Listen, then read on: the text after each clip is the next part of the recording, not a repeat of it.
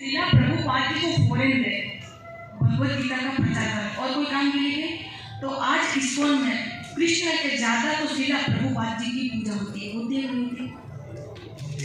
तो मैं कहती हूँ हमें अपने विदेश में नहीं जाना, अपने मोहल्ले में तो गीता का प्रचार करो।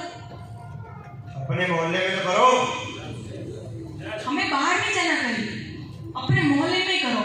और हमारा जो ये देह है ना, ये शरीर नहीं है, ये एक आत्मा है और हम परमात्मा के अंश है। तो हमारा धर्म एक ही है कि आपको सेवा करनी है। अब मान लो कि आप सब लोग सेवा ही कर रहे हैं, पूछो कैसे? तो जो आपका शरीर होता तो आप खुद का करते, लेकिन अभी आप किसका कर रहे हो? परिवार का, पत्नी का, अपने बच्चों का, यही कर रहे हो ना। आप अपने खुद के लिए क्या जी रहे हो?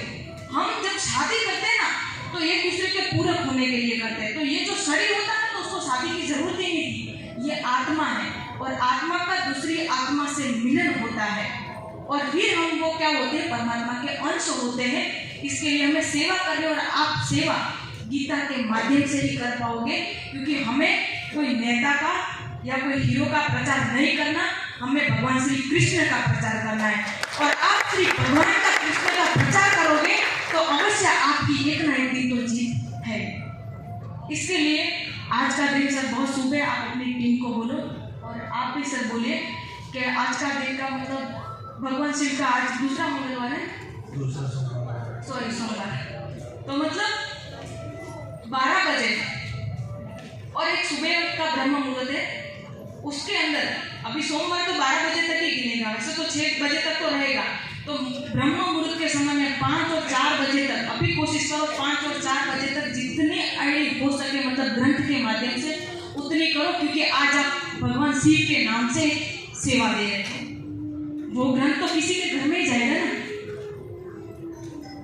तो ब्रह्म मुहूर्त तक कर सकते, क्योंकि उस दिन जब हम गीता का बताया तो वो भी अच्छी तिथि थी। तो उस दिन भी वो कहाँ गए अपने गणेश सर ये बैठे, उन्होंने बहुत सारे ग्रंथ रात को हम 1-2 बजे तक मीटिंग करके और बहुत सारे ग्रंथ उसी टाइम पे लिए थे। तो ये भी दमदार टीम है ना, तो ये आज दमदार इनकी दिखा देंगे, अपना ग्रंथ लेके भगवान श्री कृष्ण को विराजमान करेंगे। चलो भैया, गीता के बारे में पता चला। यस। तो हमारे पास हनुमान जी भी है, थोड़ा हनुमान जी का भी बता। हनुमान चालीसा करते हो आप लोग? तो थोड़ा हनुमान चालीसा क्या है? बच्चे बैठे ना, हाँ, हम लोग बाहर हनुमान चालीसा करके आए। अरे वाह। तो थोड़ा इनको भी हमें भी बता दो। मुझे प्रॉमिस दिया है कुछ में से, और वो बैच में तो पूरी बैच में बोले आज से हम नॉनवेज छोड़ रहे हैं, और मैंने किसी को नहीं बोला कि आप नॉनवेज छोड़ो। और आज इन बच्चों में से किसी ने बोला क्या प्रॉमिस आज से हम नॉनवेज नहीं खाएंगे, जबकि मैंने उनको बोला ही नहीं कि आप खाते हो नहीं खाते। नॉनवेज तो ये क्या होता है? नॉनवेज खाने से क्या होता है? थोड़ा सा रजोगुण और तमोगुण की जो विकृति पैदा होती है, ये क्रोध आता है, और क्रोध के मुसाफिर कभी उसकी जो बुद्धि होती है वो कभी शुद्ध नहीं हो पाती। भगवान ने मना नहीं किया, खाओ आपकी मर्जी, लेकिन आप किसी की हत्या करके खा रहे हो। उसके अंदर भी जीव है, आपके अंदर भी जीव है। मैं तो ऐसा मैंने आपसे कहीं नहीं बोला कि आप खाओ मत खाओ, लेकिन रजोगुण और तमोगुण जो आपके शरीर के अंदर आ गए तो मान लो कि आपका ये मनुष्य जीवन है ना, बेकार है। और मनुष्य जीवन तो ठीक, लेकिन आपकी बुद्धि कभी शुद्ध ही नहीं हो पाएगी, क्योंकि आपने क्या किया है? किसी जीव की हत्या की है। वो तो हत्या करने वाले दूसरे हैं। एक बात बोलो सर, बुरा मत मानना, आप लोगों में से भी बुरा मत मानना, माफ करना, उनका कर्म होता है, लेकिन खाता है हमारे हिंदू वाले का। कोई भी वो गलत है। भगवान उसको उनको कुछ नहीं करेंगे। मछुआरे मछली पकड़ने जाते हैं, उनको कुछ नहीं बात तो करेंगे। वही है। खाते कौन है? हालांकि मैं कभी नहीं खाया आज तक, मैं नहीं खाया। मतलब हम नहीं कहते, आपकी मर्जी हो, आप पर डिपेंड है, आपको क्या करना है।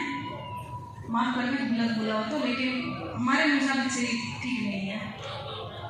तो हनुमान जी का थोड़ा सा बताओ। हनुमान जी, हमारे पास हनुमान जी का ग्रंथ है, तो उसको हम कैसे क्यों रखिए?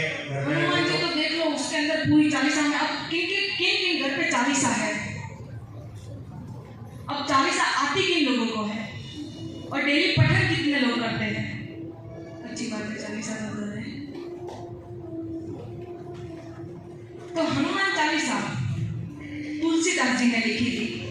आज एक बच्चा पूछ रहा था बाहर कि ये कहाँ से आई, मतलब हम बोलते तो है लेकिन कहाँ से आई। तो मैंने तुलसीदास जी के बारे में, शायद आप लोग नहीं थे, तुलसीदास जी ने इसकी रचना की थी। एक बार तुलसीदास जी काशी मथुरा से निकल रहे थे और वहाँ से एक स्त्री आई, उनके पैर चरण स्पर्श किए और तुलसीदास जी ने उनके सर पर हाथ रख के बोला कि सदा सौभाग्यवती भव। उस स्त्री ने बोला कि बापू आपने अभी जो आशीर्वाद दिए वो वापस ले लो। बोले क्यों? बोले ये आशीर्वाद आपने जो दिया ना वो गलत है। बापू बोले आज तक मैंने जो आशीर्वाद दिए वो कभी गलत नहीं हो सकते। बोले आपने बोला कि सदा सौभाग्यवती भव है, लेकिन मेरा पति तो अभी अभी गुजर चुका है। और पूरा गांव उसकी नैना में लेके उसके पास बैठे और मुझे पता चला कि आप आने वाले हो, तो मैं आपके आशीर्वाद देने आई हूँ। तुलसीदास जी को हो गया कि मेरे मुंह में से कभी निकला हुआ शब्द कभी गलत नहीं हो सकता, झूठा नहीं हो सकता। उन्होंने बोला कि चल मुझे ले जा। उस स्त्री ने बापू को वहां लेके गए और तुलसीदास जी ने देखा तो पूरा गांव बैठा था उस नैना के पास। तुलसीदास जी ने वहां बैठे उस मृत अवस्था में पड़े हुए व्यक्ति के सिर पर हाथ रखा और सबको बोला कि मेरे साथ राम धुन करो। तो आप लोग भी अभी मेरे साथ राम धुन करो। रघुपति राघव राजा राम पतित पावन सीताराम। रघुपति राघव राजा राम पतित पावन सीताराम। सीताराम भजे प्यारे तू सीताराम। सीताराम सीताराम भजे प्यारे तू सीताराम।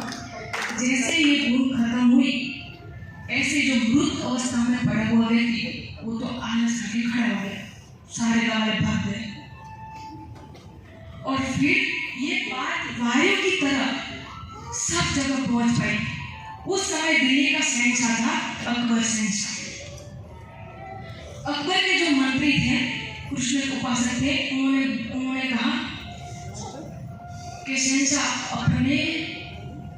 अपने दिल्ली काशी में एक ऐसा साधु है कि जो मृत अवस्था में पड़े हुए व्यक्ति को जिंदा करता है और स्वयं परमात्मा से भी बात करता है। अकबर ने बोला एक काम करो, उसको इधर पकड़ के लाओ, मैं भी देखता हूँ उससे कैसे चमत्कार होते हैं। और फिर अकबर शहंशाह ने आदेश दिया और उनकी सेना तुलसीदास जी को लेने गई।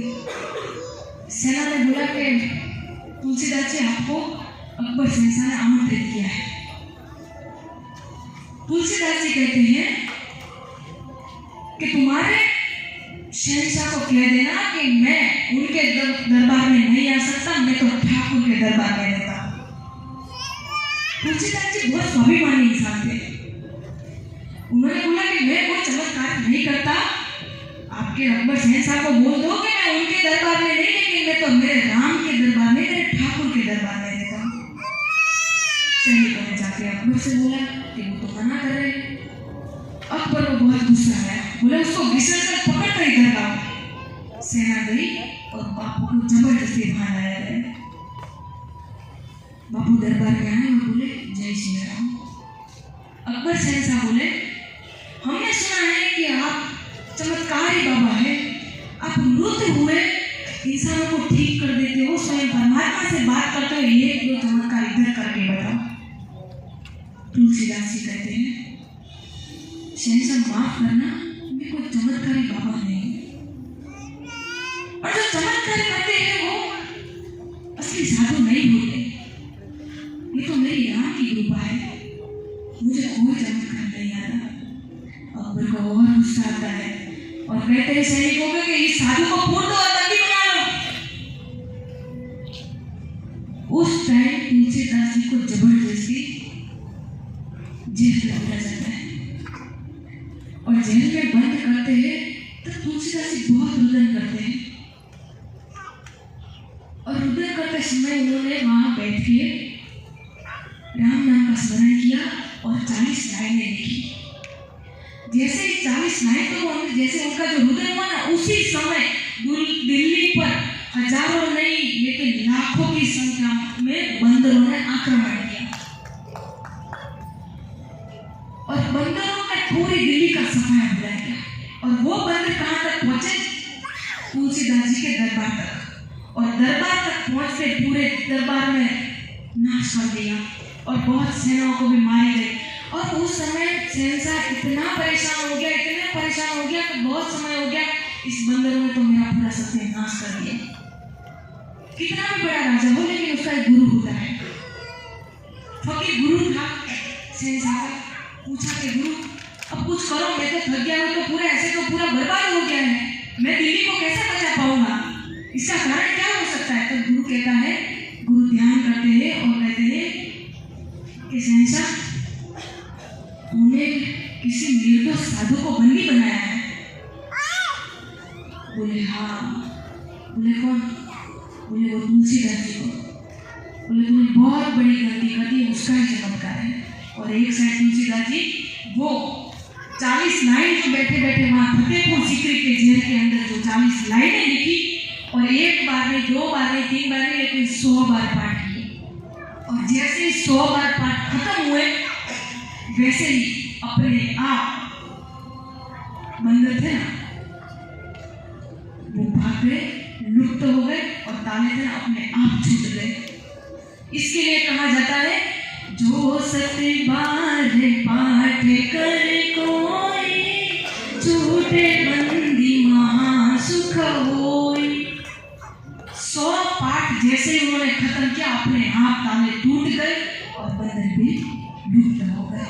और फिर तुलसीदास जी को बाहर लाया गया और अकबर शहंशाह गुरु के कहने पर तुलसीदास जी माफी मांगी और ये वहां से आई है दिल्ली की फतेहपुर, आगरा के तो फतेहपुर सीकरी की जेल में ये 40 लाइनें लिखी गई, वो हम आज कहते हैं हनुमान चालीसा।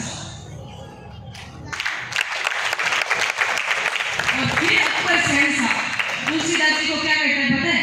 माफी मांगे। बापू ये आपका ही दरबार है, आते जाते रहना। अब आपको लगता है तुलसीदास आएंगे वापस? तो एक चालीसा का वहां से उद्भव हुआ है। और हनुमान जी से क्या सीखने जैसा है ये बता देती हूँ, तो बच्चों को खास और आप बड़ों को हनुमान जी से कुछ लिसन ऐसे है। आप आज तक आपने कभी देखा कि उन्होंने मतलब उनको कोई भी काम दिया जाए उन्होंने ऐसा बोला कि नहीं मैं हर चीज का अपूर्ण करेगा? क्या सीता जी को खोजने तो कौन? मैं जाऊंगा। जड़ी बूटी लेने कौन? तो फिर मैं जाऊंगा। और आज के नॉर्मल लाइफ में किसी को काम बताए घर में भी मेरे पास टाइम नहीं है, सॉरी तू कर ले। मतलब आप अपनी लीडरता है ना वो माइनस में ला रहे हो। आप ऐसे कभी लीडर नहीं बन सकते। दूसरी चीज, समर्थ होते हुए भी गुरु बनाए। पूछो कैसे? कि जब सूर्यदेव को वो लालच गए थे बचपन में और उन्हीं सूर्यदेव को बड़े होकर गुरु बनाया। समर्थ तो थे लेकिन फिर भी गुरु बनाया, क्योंकि पता है कि गुरु कभी गिरने नहीं देगा, हर बार उठाई देता है।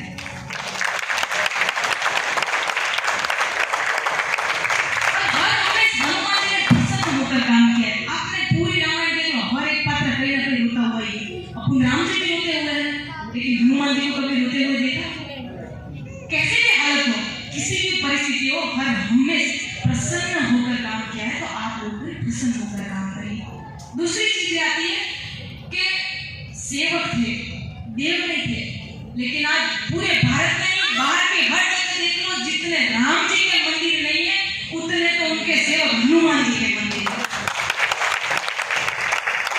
बाहर विदेश में हर एक आधे किलोमीटर पर वो एक किसी क्या बोलते हैं, को क्या बोलते हैं, दारू बोलते हैं, बीयर बोलते हैं, बीयर शॉप आती है और हमारे भारत में आधे किलोमीटर पर हनुमान जी का मंदिर आता है।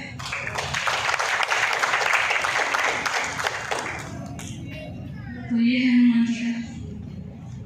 हाँ, वो हनुमान जी का एक दुआ भी है, कौन सो काज कठिन जो दुआ जो नहीं हो ताकत तुम पाए। अब जब आप प्लान करने जाओ और आपको लगेगा कि ये बंदा नहीं मान रहा है, आप कृष्ण बन के गए और अर्जुन नहीं मानेगा। हमें पता है कि हमारे आईटी वाले सर आपको लगता है आपको अच्छा ही डायमंड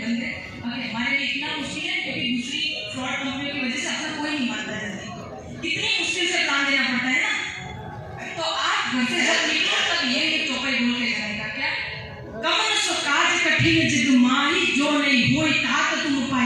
ऐसा कौन सा कार्य है जो तुमसे ना हो पाएगा? ऐसा कौन सा कार्य है जो तुमसे ना हो पाएगा? हर हमेशा ऐसा भी कठिन से कठिन काम हो वो आपसे ही हो पाएगा। 100% आपकी 3 कॉलम में तो ग्वारंटी करनी पड़ेगी। चलो बहुत बढ़िया। और टाइम इजाजत कम दे रहा है तो कल देखते हैं, कल जब भी टाइम मिलेगा तो थोड़ा रामायण के बारे में और करेंगे डिस्कस। तो जोरदार ताली से एक बार फिर से धन्यवाद।